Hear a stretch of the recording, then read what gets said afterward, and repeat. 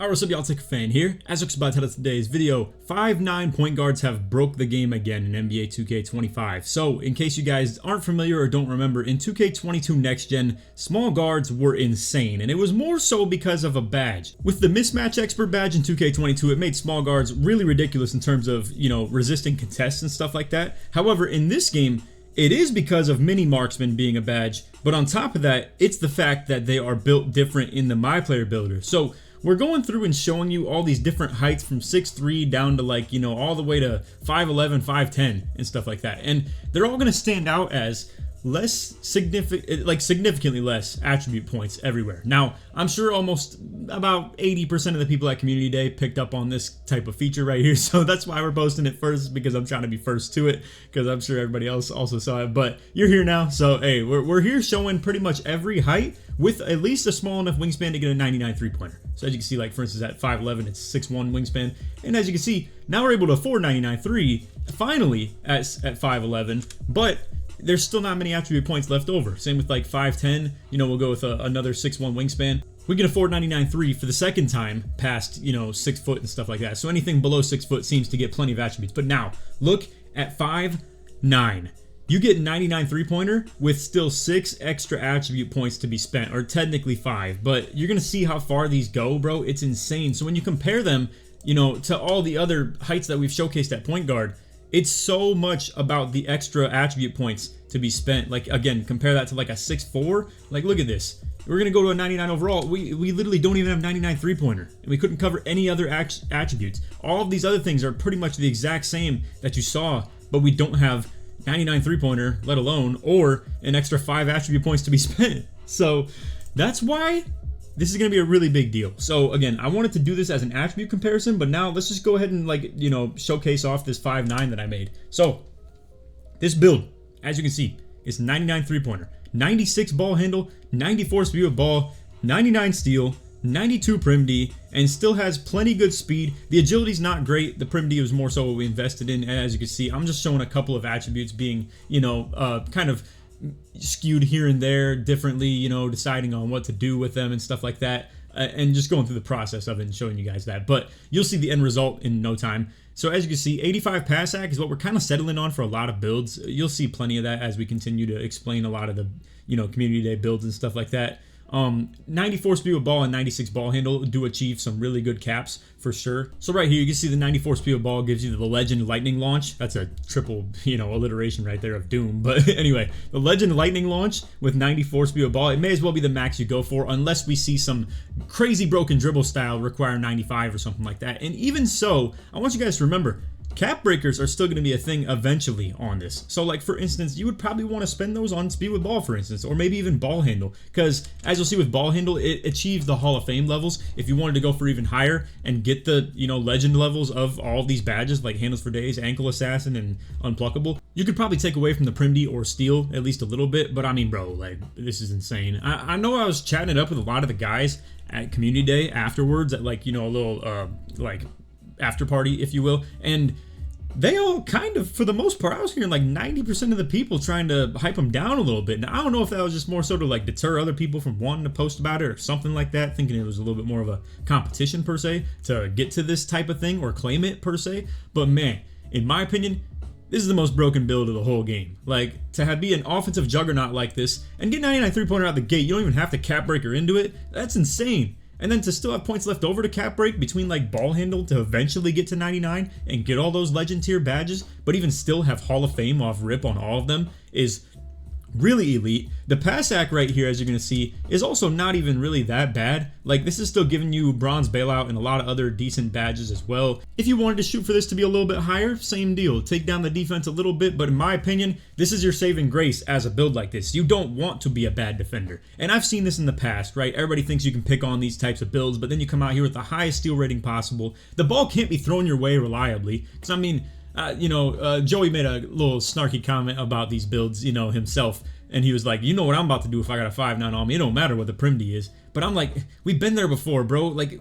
every time we try and throw the ball over to the corner like that in ProAm, Like, the dudes are just face guarding you 24/7. If you throw a back door in there, you got crazy range on the lanes and stuff like that. Way more than you would ever think a 5'9", 6'1" wingspan is supposed to. And I know AK in the past has, you know, my point guard, if you're not familiar with my channel, has been on short builds like this, where he's used to have to jump at people to be able to get contests. Because you've got away with builds like the freaking 5'9" point guard with no perimeter D before, or like even a 6'1" point guard with like 50 perimeter D last year, you know, on a game where getting shot over was consistent too. So I'm just here to say that if 99 perimeter D on any build is bad, and granted this one's 92, right, but there's variations that I've created of this, like for instance, we'll talk about that in another video very soon, but I mean, bro, for the perimeter D to be this high, and the fact that there's a badge in the game for you to literally be able to shoot over people like mini marksman, honestly, bro, this is insane.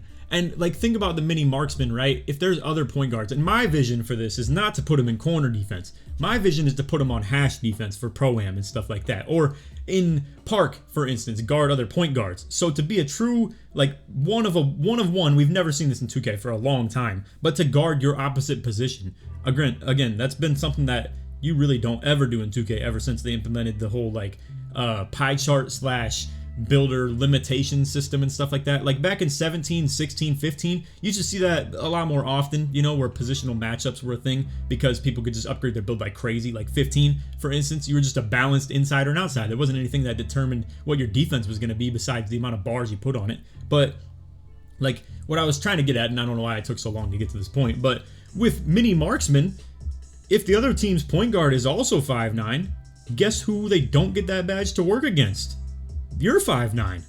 So if you come out there with a 99 prim D 5'9" on ball, or for instance maybe as a shooting guard, I think like you will more likely see a 6'7", 6'6" pure lock as the meta ProAm like lock build. But I'm telling y'all, if you think there isn't going to be such a thing as a 5'9" shooting guard, you're crazy. Because I'm believing that we need to see that on my team going into next year. I'm thinking I just want to throw 2 5'9s on the hashes with high prim D and high steal and let them play true perimeter defense. Have someone on the back end that's a versatile, like, you know, can step and switch up if they need to while rotating one of those guards out. And then boom, then you bring another big into the equation. You have someone who can play on ball with a big on the back end now too. Or you even just have variations of the type of defenders that you want. So like for instance, you wouldn't want this build to guard 5 out in my opinion. Yet at the same time, it has some block, some interior, some strength. We'll show another 5'9" that we ended up looking at that still had this type of three-pointer, but had like max strength and stuff like that too. So if you go up on the weight a little bit more, you can get bronze and movable enforcer. Again, we'll show that in another video. But anyway, imagine like a build with max agility, max speed, max prim D, and steal, all playing like a true like two-way lock, for instance. But then the dude can shoot hash, he can dribble the ball, he can pass the ball even still. This is a crazy thing to be looking at, and I think you just got to be a little bit, you know, of a hater or delusional to think that this wouldn't be the meta point guard build height, at least in my opinion. And I don't know what this does for 5 out. I don't know if it's going to hurt it, because like obviously it's going to be hard to run 5 out on a build with this height, and as you can see, the maximum dunk is not very high either, unless you go crazy high in the wingspan, in which case I don't even know if it changes that much, to be honest. But anyway, regardless, this is going to be a tough time for a lot of people to, you know, resist making, in my opinion, and rightfully so. It looks like ridiculously one of the best builds in the game. So anyway, you combine all that, you know, with the fact that you still got like takeovers to look at, like we're showing right here, for instance, playmaking, sharp takes, stuff like that, even defensive takes if you wanted it as well. I mean, bro, this is going to be so insane. So like I said, there are multiple different variations of this type of build, but we're going to split them all up into different videos, make this a very easy thing to organize and sort by, so you guys can just look through my channel and look for exactly that build rather than me showing like 5 different builds on one video. So that's all for this one. I hope you all enjoyed. If you did, feel free to drop a like, sub if you're new to noties, all good stuff. Like always, just try to want about 5,000 likes for this early access content stuff. I'm going to be asking for that on most of them. Who knows if we'll get it, but honestly, might as well shoot for the stars in that regard. But hey, I appreciate you guys watching. Like I said, these will probably be a little bit shorter videos on all of these, probably somewhere between like, you know, around like 10 minutes, stuff like that. So anyway, that's all for the vid. Stay tuned for the next one. We're gonna have a 5 out version of this, as much as I can possibly set it up to, and then like I said, a shooting guard one with max prim D, max steal, and all types of kitted out between the strength, the physicals, the speed, all types of stuff like that. Also, in case you guys didn't know, I'm pairing with NBA 2K lads again this year. So in this time around, since it's so early, they're going to have early content such as the ratings you need for each badge and all the requirements with that are listed in, visual form. We also have each takeover ratings boost, all the ratings that are boosted by every takeover. And a lot of this info, it's stuff I'm interested in seeing. Like that, for instance, is something I didn't spend my time on the game looking for, so you'll find it on their website, as well as the fact that I am super interested in that myself, so I'll be checking it out. And then also, as soon as the game drops, they're going to look for every animation requirement and list that on their website as well. Alright, so as for the premium content, this is where the banger is. Now, obviously, this is 2K24 information right here. To get the 25, you're going to have to subscribe, but 2K Labs is cool enough to let me show you the 24 info as an example. So,